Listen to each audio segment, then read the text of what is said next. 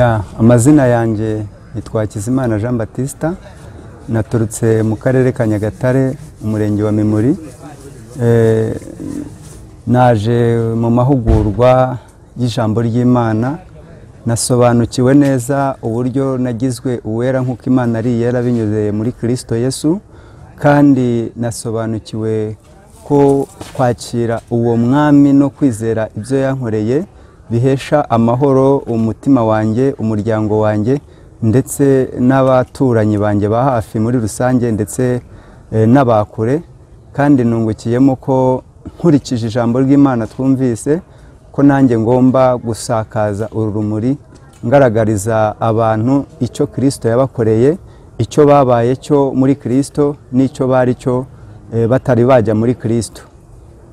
Numva nashimira Imana kubw'uyu muteguro, nkashimira Imana kandi no kuba yarafashije bene data kungezaho ubutumwa bwiza tukabyarwa ubwa kabiri. Imana ibahe umugisha.